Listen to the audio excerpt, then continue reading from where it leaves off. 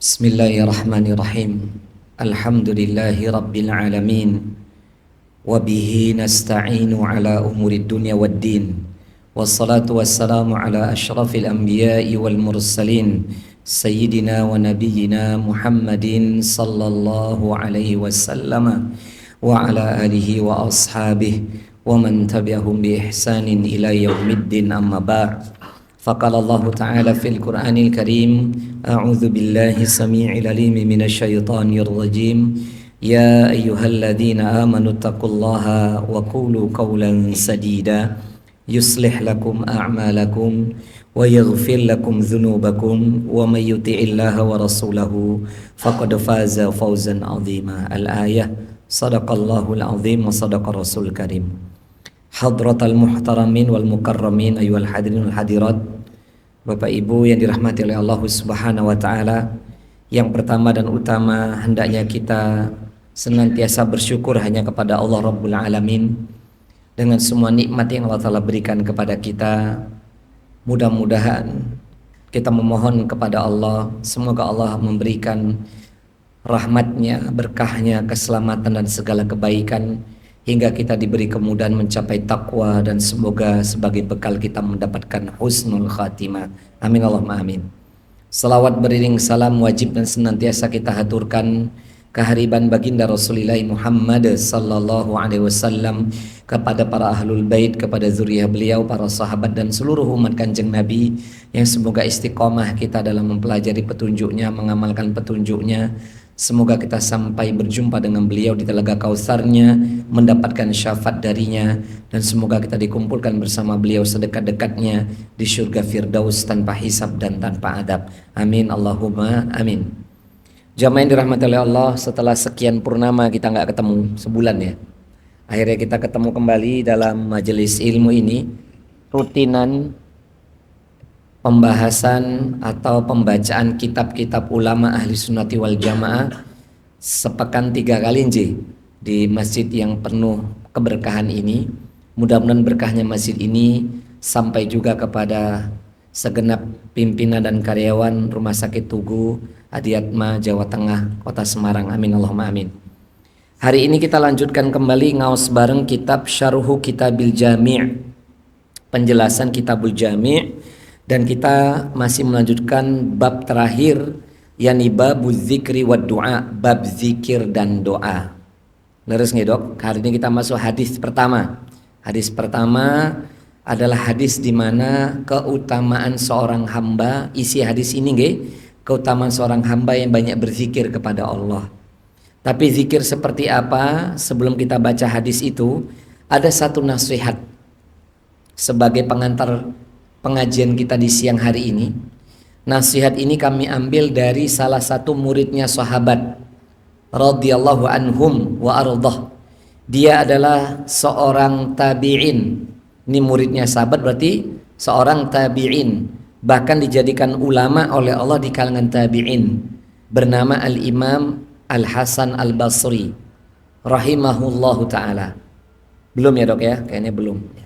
Ini ada nasihat dari beliau. Mudah-mudahan kita termasuk yang pertama dan bukan yang kedua. Maksudnya yang pertama dan bukan yang kedua niku napa? Beliau berkata, innal mu'mina, sesungguhnya orang mukmin, ahsanadz-dzanna bi rabbih, sesungguhnya orang mukmin karena husnuzan yang sangat besar kepada Rabbnya, fa ahsanul amali, maka dia mendapatkan atau memiliki amal yang paling baik. Jadi kata Imam Hasan Al-Basri, seseorang yang dikasih Allah, diberi Allah Ta'ala amal terbaik itu bukan sholatnya saja. Jadi kalau hanya barometer seseorang dikatakan amalnya terbaik, sholatnya sergep 5 waktu di masjid ditambah sholat sunnah, mengatakan kemudian puasa sunnah, sodakoh, mengkhatamkan Al-Quran dan hal-hal yang lainnya, kalau itu terbaik, ternyata bukan. Hal yang terbaik dari seluruh rangkaian ibadah kita, baik yang wajib atau yang sunnah, adalah husnuzonnya kepada Allah semakin besar. Maka kata beliau, innal mu'mina ahsanadz-dzanna bi rabbih. Orang mukmin itu sesungguhnya dengan husnuzonnya yang sangat besar kepada Rabbnya, itulah sebaik-baik amal. Nanti kita akan bahas nih. Mana dalil-dalilnya kita akan bahas. Namun sebaliknya, wa innal munafiqa. Namun sebaliknya orang munafik nih, naudzubillah, asa'adz-dzanna bi rabbih, memiliki amal apa itu? Seburuk-buruk prasangka kepada Rabbnya, fasa'al amal. Maka itulah seburuk-buruk amal. Kesimpulannya begini jamaah. Kalau ada seorang hamba, mudah-mudahan bukan kita nggih, amin Allahumma amin. Ibadahnya sergap, tapi kok hatinya masih suudzon dengan Allah, naudzubillah. Buruk sangka dengan peristiwa yang Allah Ta'ala hadirkan, naudzubillah. Bahkan buruk sangka dengan saudaranya, maka itu seburuk-buruk amal.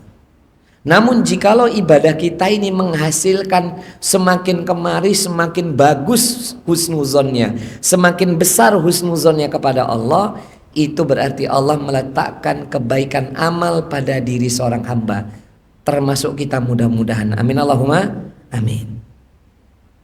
Sekarang logika aja jemaah. Kalau ibadah kita tidak menjadikan hati kita tambah bersih, berarti kan ibadahnya musproh. Leres napa boten? Contoh sholat, padahal Allah menjamin apa? Inna sholata tanha anil fahsya'i wal munkari wal baghi. Itu sering disampaikan khatib di mimbar Jumat. Sesungguhnya sholat yang ketika diterima oleh Allah berdampak apa? Dapat mencegah dari perbuatan keji dan mungkar dan melampaui batas. Jadi kalau sholat kita ini nggak menjadikan hati tambah bersih, berarti ada masalah dengan sholat kita. Kalau ibadah kita tidak menjadikan hati kita tambah husnuzon, berarti ada masalah dengan ibadah-ibadah tersebut. Dan saya sudah sampaikan nggih Bapak Ibu nggih, yakni apa? Ketika seorang hamba bersuudzon dengan hamba yang lainnya, hakikatnya dia itu bersuudzon dengan Gusti Allah. Kenapa? Kulo lan panjenengan sami yang menjadikan peristiwa seperti ini maunya kita, kehendak kita, atau maunya Allah, kehendak Allah? Maunya Allah dan kehendak Allah kan? Siapapun hamba-hamba Allah yang dihadirkan dalam kehidupan ini, itu Allah yang merekayasanya, Allah yang mentakdirkannya, dan Allah yang memilih. Dan kita nggak bisa memilih apapun. Tugas kita berbaik sangka. Nanti ada dalil Qur'annya. Sehingga kalau hari ini kita suudzon sama si fulan, buruk sangka sama si fulan, kan yang menghadirkan peristiwa-peristiwa itu, yang menghadirkan orang-orang ini kan Gusti Allah. Berarti hakikatnya kita suudzon dengan siapa? Nah, ketika ibadah di hati ini kok masih banyak prasangka buruknya dengan orang lain, na'udzubillah, apalagi di bulan-bulan yang penuh barokah ini, di hari-hari yang penuh barokah ini, bulan Muharram ini fala tadzalamu kata Allah kan. Nggak boleh kita berbuat zalim di bulan-bulan ini. Dosanya marotain, termasuk suudzon dengan saudaranya. Nah ini berarti seorang hamba itu jangankan diberikan amal terbaik, menjadi mukmin aja belum. Monggo yang ngantuk silakan seruput kopinya dulu. Bismillahirrahmanirrahim. Biar nggak ngantuk nih. Nah, untuk itu jamaah, kita nih mintanya sama Allah kalau ibadah ini menghasilkan produk yang real gitu loh. Nggak hanya sekedar menggugurkan kewajiban doang tuh, sholat gitu nggih.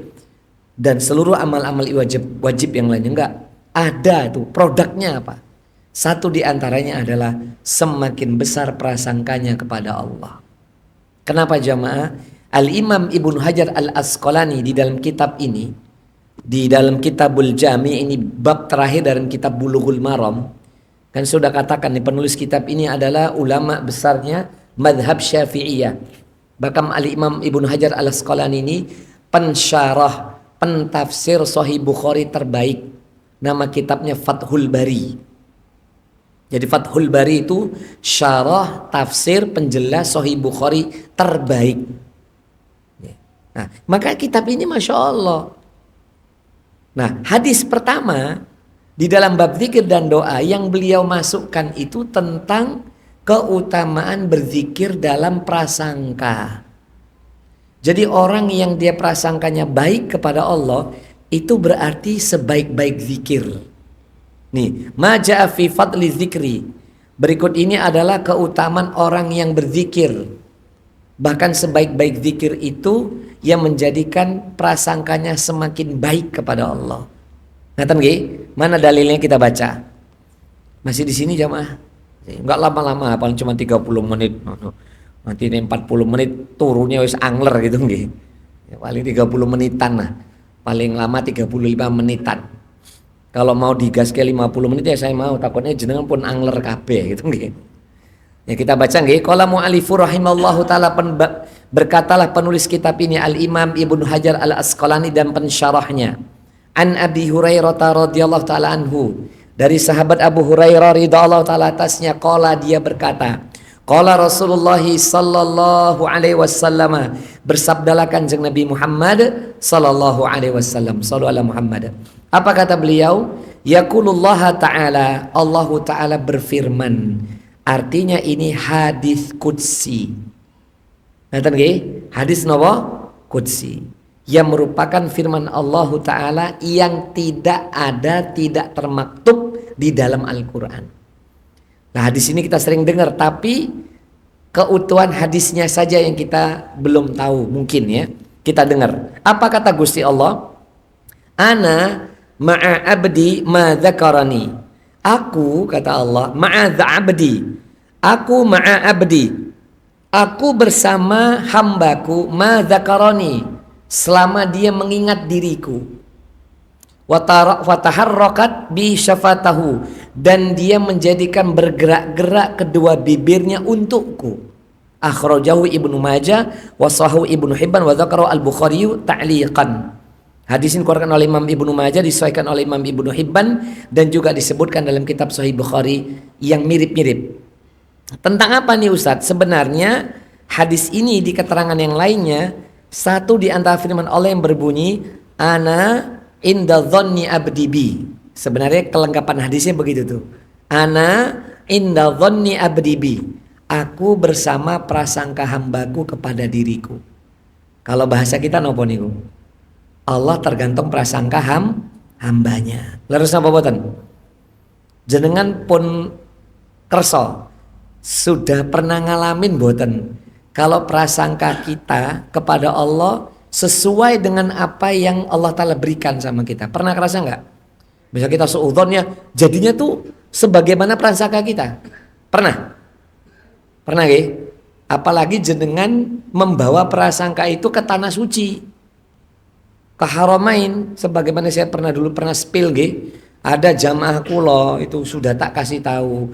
Udah kalau mau berangkat ke tanah suci jangan pikir yang macem-macem. Nanti kalau saya batal gimana Pak Ustadz pas tawaf? Urung mangkat harus pikir batal. Itu udah suudzon itu. Jangan mikir nanti kalau sendal saya hilang akhirnya bawa sekian pasang sendal. Tenanan toh Pak. Bawa 5 pasang ke tanah suci. 5 pasangnya hilang semua. Dengan niat apa nanti nek menowo hilang Pak Ustadz. Hilang tenanan. Itu satu di antara bukti Allah sebagaimana prasangka hambanya kepada Allah. Termasuk hari-hari seperti ini. Ya, ini sebelum saya lanjutkan hadisnya ya. Hari-hari seperti ini loh. Saya mau tanya kalian panjenengan. Emang Allah memberikan rizki kepada kita tatkala kondisi kita mapan saja? Enggak toh? Tatkala kondisi kita kurang mapan atau tidak mapan, Allah tetap memberikan rezeki enggak sama kita? Tetap enggak? Emangnya Allah memberikan rezeki kepada kita ketika rupiahnya kuat? Ketika melemah seperti ini Allah enggak berikan rezeki? Berikan rezeki enggak? Iya kan? Jadi jangan kemudian gara-gara lagi kayak begini langsung suudzon, opo-opo larang saiki ngene larang. Iso tuku barang enggak? Ya toh? Larang ngomong tapi belanja juga. Wongnya teko iki. Iya. KPKB larang, KPKB wis di toko kayak wis belanja. Ngomong larang barang kok. Saya akan sampaikan kepada panjenengan, mau rupiah, kita doanya rupiah kita menguat ya. Misalnya kembali misalnya insya Allah, amin ya Rabb, sampai 10.000 misalnya gitu. Amin Allahumma amin. Tapi kalau seandainya masih segini misalkan gitu, tetap Allah kasih rezeki sama kita enggak? Tetap Allah menjamin kehidupan hambanya enggak? Lah iya. Apalagi saya kaget juga dok, wong itu gerobak saya itu kan tidak pakai pertalit ya, pakainya pertamak itu. Gerobak saya itu. Lalu ketika naik ya sudah alhamdulillah, mau gimana lagi? Kalau memang gerobak itu, mobil itu memang sesuatu yang membawa barokah, membawa kebaikan buat saya, keluarga saya, dan buat agama Islam ini, maka Allah pasti mampukan saya. Gitu aja. Kalau sudah nggak mampu, ya diparkir ke, didol, selesai. Sederhana saja. Leres napa boten? Paham nggih? Itu prasangka baik. Kenapa? Karena ketika Allah mengatakan aku bersama prasangka hambaku kepada diriku, wa ana ma'ahu idza dzakarani, dan aku akan bersama hamba tersebut selama dia mengingatku. Apa maknanya di sini? Maksudnya adalah bersama hambaku selama dia mengingatku adalah Allah akan bersama hambanya ketika dia senantiasa berhusnuzon kepada Allah. Jadi maknanya idza dzakarani, Allah akan bersama hamba itu, kita gitu ya. Selama kita mengingat Allah, maksudnya apa? Selama kita berhusnuzon kepada Allah, Allah akan membersamai kita. Ini sebelum saya baca penjelasannya nih, saya mau tanya, apa ada sesuatu selain Allah yang lebih baik dalam menjaga kita? Ada enggak? Ada enggak yang bisa menyamai Allah dalam membersamai hambanya? Sesuatu yang menjaga kita, menolong kita. Apa ada yang lebih hebat dibandingkan Gusti Allah? Ada enggak? Enggak ada. Apakah harta-harta itu, jabatan-jabatan itu, popularitas-popularitas itu bisa menjadikan seorang itu husnul khotimah sebelum wafatnya? Bisa menjadikan anak keturunannya soleh-solehah? Enggak bisa. Sehingga apa kata makna ana ma'a abdi, aku bersama hambaku, al-muradu al-ma'iyatu al-khasatu wa hiya ma'iyatul i'anah wal hidayah wa taufiqa al-madhkurah fi qaulihi ta'ala. Jadi ini maksud Allah akan bersama hambanya apa itu? Allah memberikan pertolongan yang khusus. Apa pertolongan yang khusus di sini? Kebersamaan Allah yang khusus ini, Allah menolongnya. Allah memberikan hidayah padanya, Allah memberikan taufik. Hidayah itu petunjuk, taufik itu di atasnya hidayah. Tapi bukan Mas Taufik di atasnya hidayat, bukan gitu ya. Ini maknanya adalah pertolongan, maknanya kebersamaan Allah secara khusus apa? Allah akan memberikan pertolongan sama dia, Allah akan memberikan hidayah sama dia, dan Allah akan memberikan taufik, keselamatan. Bahasa mudanya gini jamaah.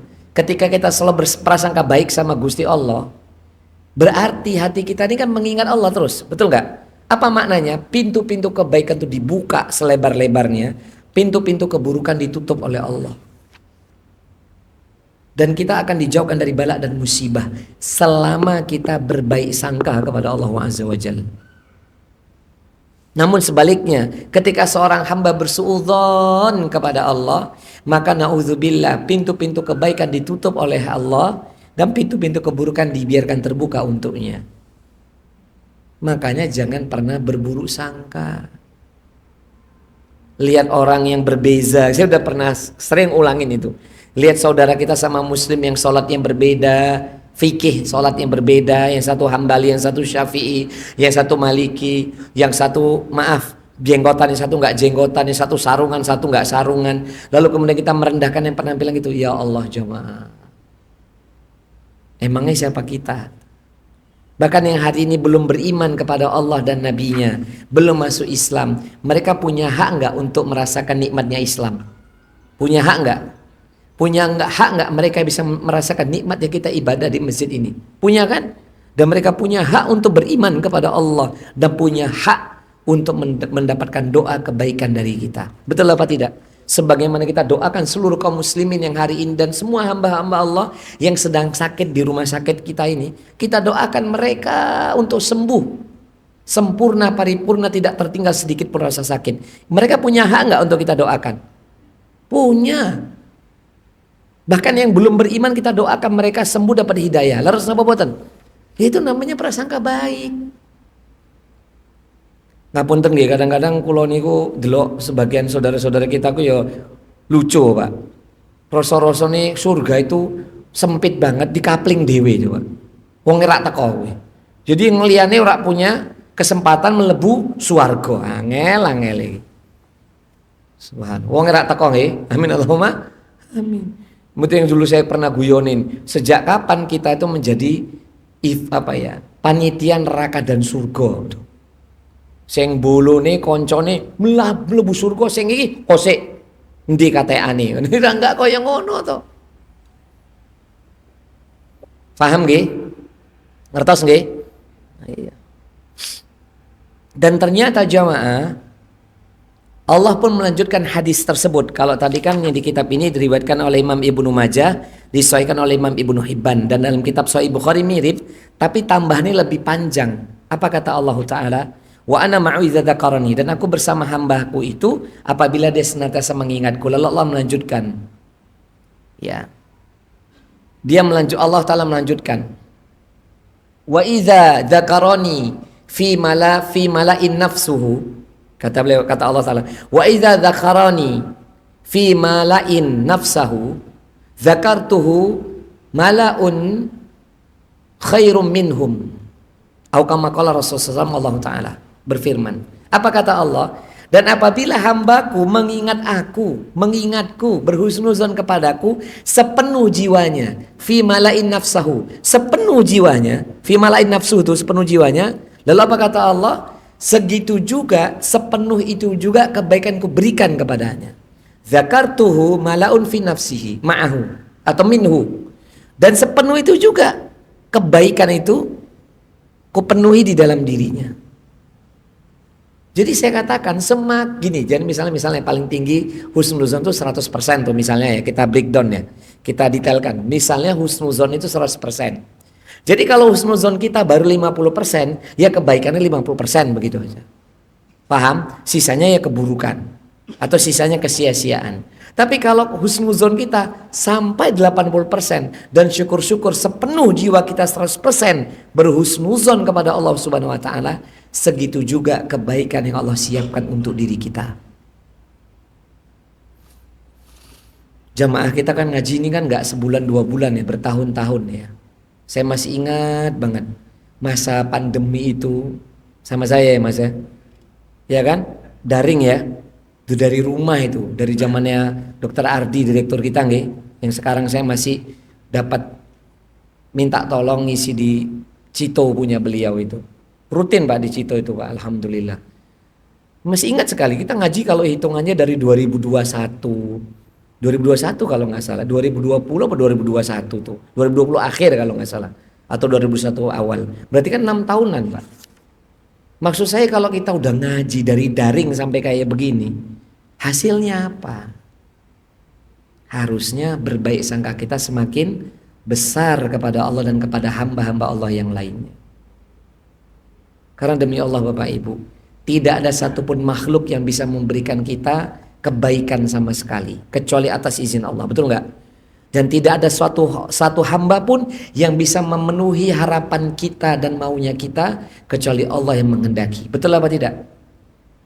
Untuk itulah hadis qudsi ini sebenarnya adalah satu di antara dalil menjadikan tafsir surat An-Nahl 128.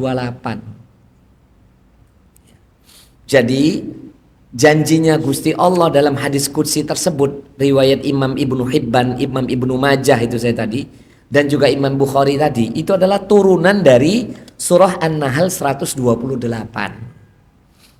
Allah berfirman, innallaha ma'al ladzina taqaw wal ladzina hum muhsinun. Sesungguhnya Allah Ta'ala akan bersama orang-orang yang bertakwa, yang hatinya semakin takut kepada Allah, yang hatinya berprasangka baik kepada Allah. Walladzina hum muhsinun, dan orang-orang yang mereka berbuat baik. Contoh ya Pak, ngapunten saya udah pernah sampaikan dulu bab tasawuf di beberapa bab yang lalu, atau bab tazkiyatun nafas kita udah bahas itu.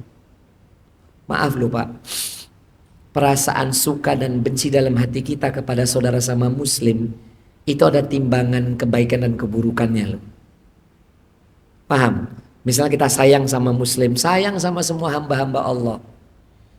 Paham gak? Itu timbangan kebaikan kita berat nanti di yaumul akhir. Tapi sebaliknya kok kita masih benci fulan, apalagi ini dibenci sama muslim karena beda kiai, beda ustadz gitu.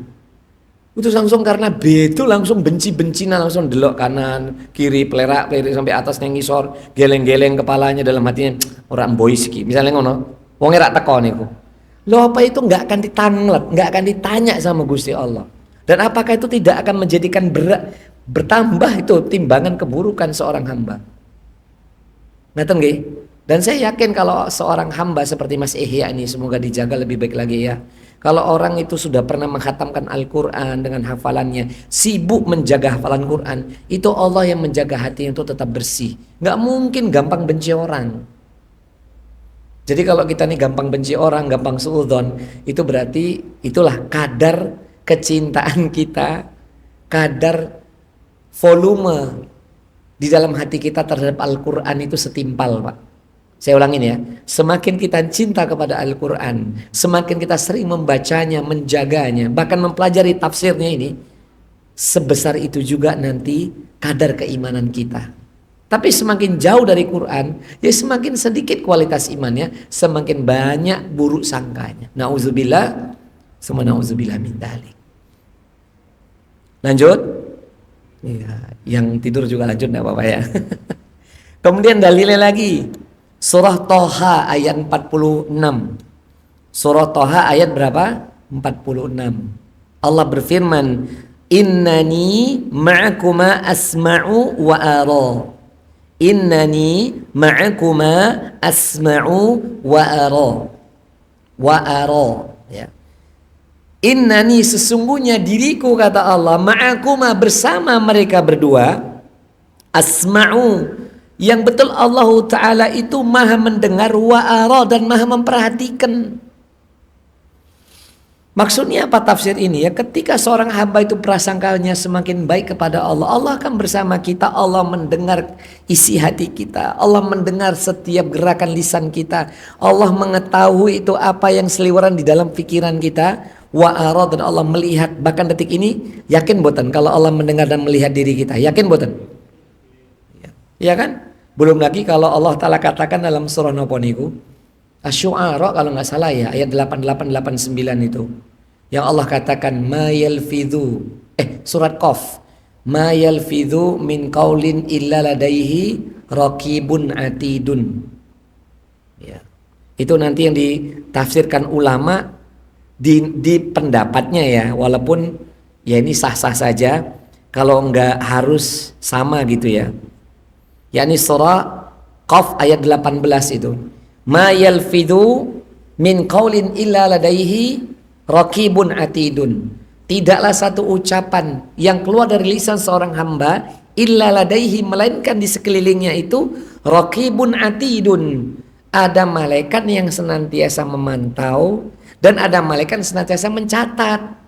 Lah ada ulama kita yang berijtihad dijadikan nama malaikat. Ngaten nggih?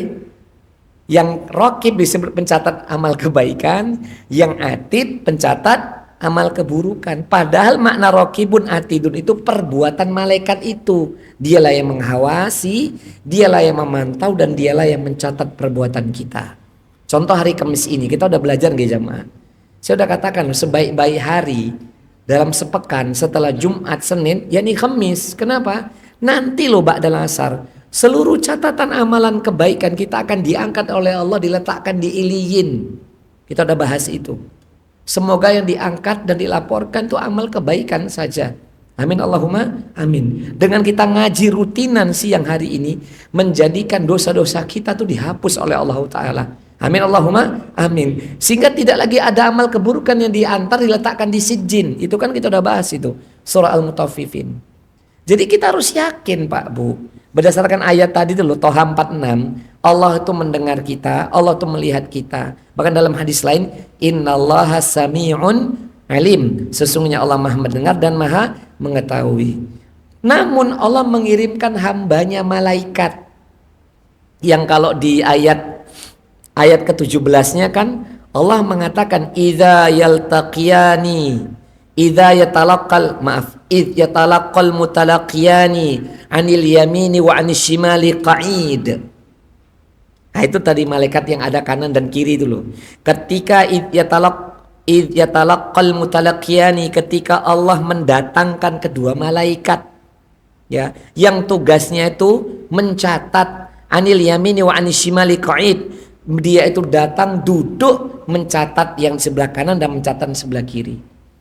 Baru karena ayat 17 18 inilah baru kemudian disimpulkan sebagian ulama yang kanan itu raqib, yang kiri itu atid. Tapi dibantah sama ulama yang lain, undang ngono maksudnya.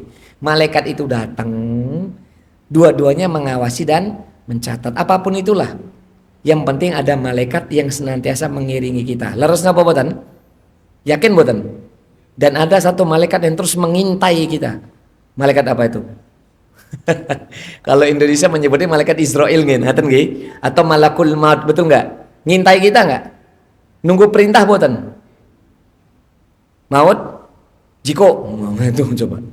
Nah, pas di jiko ini ya termasuk pas kita nih tidur di malam hari itu. Paham ya? Tadi tidur siang sedikit deep sleep seret gitu. Ini kata para ulama. Ini serius nih dibahas oleh Al-Imam Ibnu Qayyim dalam kitab Buruh. Ya, kita belajar ini, kitab Buruh ini saya ngajarin di kantor pajak loh. Mereka minta sendiri loh.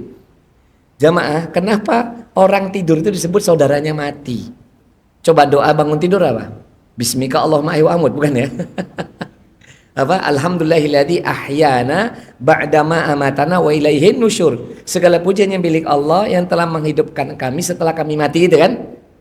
Ahyana ba'da, ya kan gitu kan? Lah, apa kata ulama? Ketika seorang itu lagi tidur, ruhnya lu yang diambil sama Allah. Tapi nanti dikembalikan. Itu ada hadis ya, penjelasannya panjang itu. Nggak mungkin di sini saya kupas. Tak bahas nanti malah jenengan nggak turu, malah bubar gitu nih. Nanti kalau udah siap kita bahas kitab itu. Pengen nggak jenengan membahas satu pembahasan detik-detik ruh akan dicabut, sebelum dicabut, saat dicabut, setelah dicabut, terus ruhnya ngapain di alam barzakh? Kerso boten? Siap? Wah, malah turu kabeh yang bahas ngono. Nah, itu. Paham gak? Itu ada kitabnya. Kitab Buruh itu pegangannya para alim ulama itu. Padahal ulama ini ulama Hambali yang sering memegang kitabnya ulama Syafi'i. Ya ulama itu biasa jemaah. Mempelajari kitab ini itu biasa aja. Kita aja yang kopinya kurang kental, mainnya kurang ado, gitu. Terus napa boten? Iya, sehingga gampang nyalah ke wong itu. Karena kopinya kurang kental, mainnya kurang ado.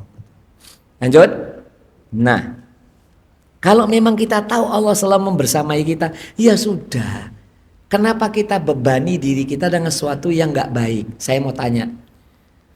Ketika kita ini bersuudzon dengan saudara kita, bersuudzon dengan suatu peristiwa, na'udzubillah summa na'udzubillah min dzalik. Jiwa kita lelah enggak? Jiwa kita capek enggak? Yang kita suudzon malah tambah bahagia. Ya kan? Disuudzoni malah tidurnya angler misalnya ngono, na'udzubillah. Karirnya top chair, moncer. Lah ngapain kita suudzon? Kita yang tambah capek, kita yang rugi. Terus napa boten? Kalau ada di antara hamba-hamba Allah di negeri yang kita cintai ini, yang per hari kemarin dapat 1 miliar, jenengan tahu? Yang sudah wis kecekal pakai rompi pink itu ya, kejaksaan yang enggak ya. Yang 1 miliar itu, yang ngomongnya tadi pas saya lagi kemarin nonton berita, mesti diangkat beritanya. Dulu tanya Pak Presiden, 1 hari itu semua anak-anak sekolah dapat 1 hari 1 ekor lele katanya gitu. 1 SPPG kesebut. 1 ekor sapi, ya saiki coba. 1 hari 1 miliar loh. Ya sudah, husnuzon saja. Memang itu takdir yang Allah tentukan atas pilihan dia. Kita alhamdulillah. Wong keto setahun aja belum tentu dapat 1 miliar kita. Betul nggak? Kita loh ini kalau dikumpulkan penghasilan kita bulanan. Berapa tahun 1 miliarnya jamaah? Ora tekan kayaknya ya. Kenapa? Urung tekan wis entek duite. Leres apa boten? Kadang kalau dihitung-hitung ya penghasilan bulanannya kita anggap kita rata-rata gitu nggih. Itu kadang-kadang dihitung pakai kalkulasi manusia itu enggak cukup dengan kebutuhan dengan ini. Tapi sampai akhir bulan alhamdulillah sisi nabung. Leres apa boten? Yang luar biasa mbok wedoknya panjenengan niku istri jenengan nabungnya emas sisan. Wah, luar biasa itu. Boten nyandak boten. Leres apa boten? Enggak apa-apa kalau ada hamba Allah. Jenengan yakin nggak kalau ada di antara hamba-hamba Allah di luar sana kerjanya nggak perlu ngoyo kayak kita, satu duduk kerjanya cuma 2 jam tok, main golf tok tuh, pek tanda tangan, telepon, ratusan miliar, puluhan miliar. Yakin nggak jenengan? Ada nggak kayak gini? Banyak loh. Di coffee shop duduk 1 jam, tetap setengah M. Ada nggak? Ya itu memang udah jatahnya mereka. Kita ndak usah sawang sinawang, udah. Paham gak? Itu sudah kehendak Allah nggak mereka rezeki sebanyak itu? Ya kan?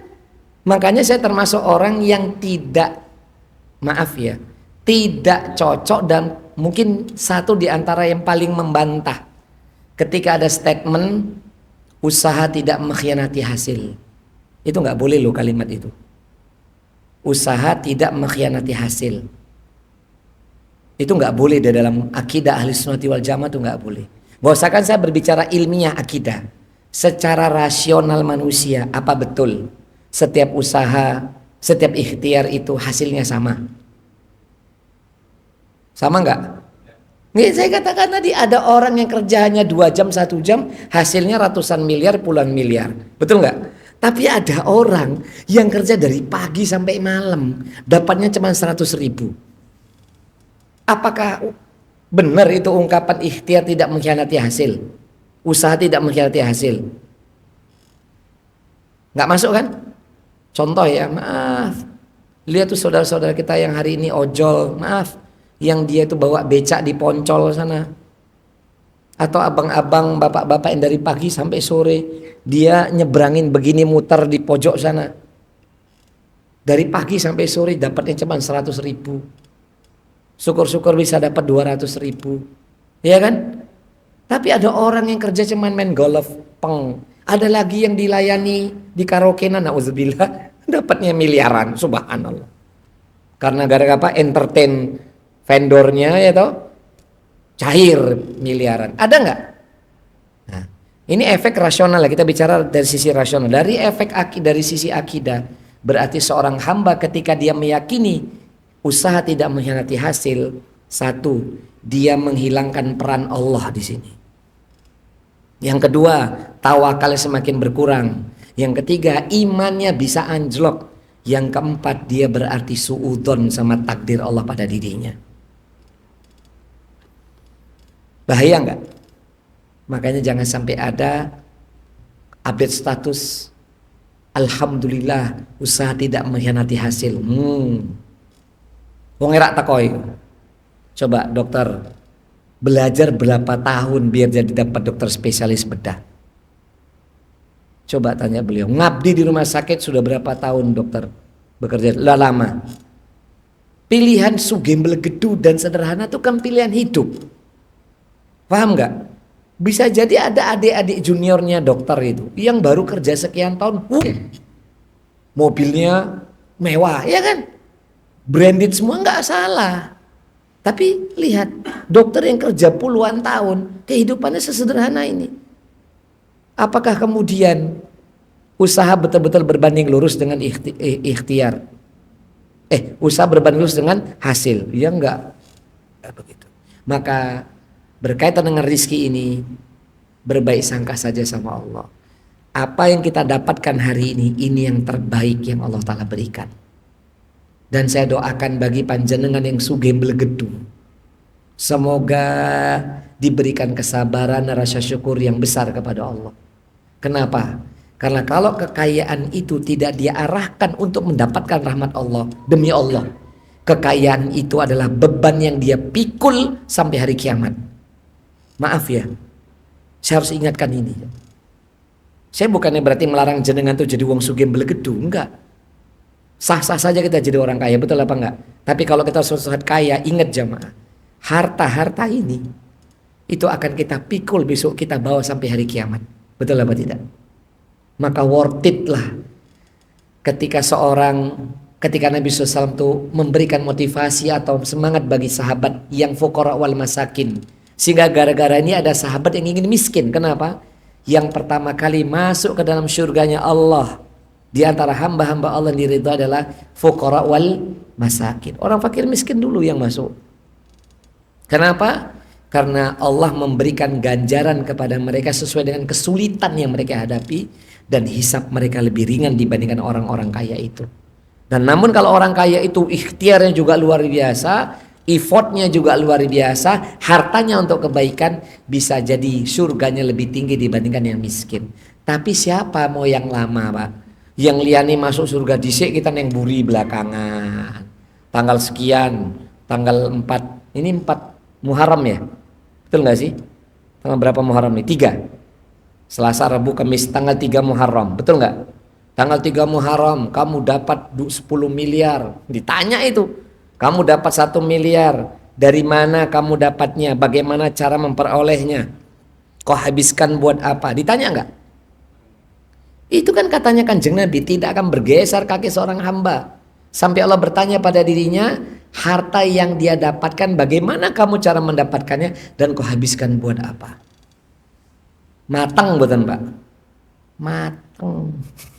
Makanya kita berbaik sangka saja. Kalau kita hidupnya segini, ini yang terbaik. Insya Allah mudah-mudahan ringan hisab kita. Yang kaya raya kita doakan, kita husnuzon. Semoga itu memberatkan timbangan kebaikan mereka. Begitu aja sudah. Damai gak hatinya? Itulah yang dikatakan oleh Allah dalam surat Ar-Ra'du. Alladzina amanu wa tatma'innu qulubuhum bizikrillah. Orang-orang yang beriman itu dengan jiwanya tenang itu karena mengingat Allah. Karena berbaik sangka sama Allah. Jadi hatinya berdamai. Ngatan ke jamaah nggih? Saya rasa demikian penjelasan hadis pertama. Saya nggak mau mengganggu jadwal istirahat panjenengan. Koyo wis tambah angler gitu nggih. Jadi kesimpulannya hari ini, mohonlah kepada Allah sebagaimana perkataan Imam Hasan Al-Basri, kita diberikan oleh Allah sebaik-baik amal apa itu? Semakin tinggi dan besar husnuzon kita kepada Allah. Ngatan, biar Allah yang menjaga kita dan mengurusi segala kebutuhan kita. Dan kalau hari ini hati kita masih bersuudzon banyak kepada hamba-hamba Allah, minta sama Allah agar dibersihkan perasaan itu, diganti dengan yang lebih baik. Demikian jamaah, semoga bermanfaat. Rabbana la tuzigh qulubana ba'da idh hadaitana wa hab lana min ladunka rahmah innaka antal wahhab. Allahumma atina nafsina taqwaha wa zakkiha anta khairu man zakkaha anta waliyuha wa maulaha. Allahumma ya muqallibal qulub tsabbit qulubana ala dinik wa ya musarrifal qulub sarrif qulubana ala ta'atik. Allahumma inna nas'alukal huda wat tuqa wal afafa wal ghina. Rabbana atina fid dunya hasanah wa fil akhirati hasanah wa qina adzaban nar wa adkhilnal jannata ma'al abrar ya aziz ya ghafar ya rabbal alamin. Wa sallallahu ala sayyidina Muhammad. Subhana rabbika rabbil izzati amma yasifun wa salamun alal mursalin walhamdulillahi rabbil alamin. Kafaratul majlis. Subhanakallahumma wa bihamdika asyhadu an la ilaha illa anta astaghfiruka wa atubu ilaik. Wallahu muwaffiq ila aqwamit thariq. Tsumma wassalamu alaikum warahmatullahi wabarakatuh.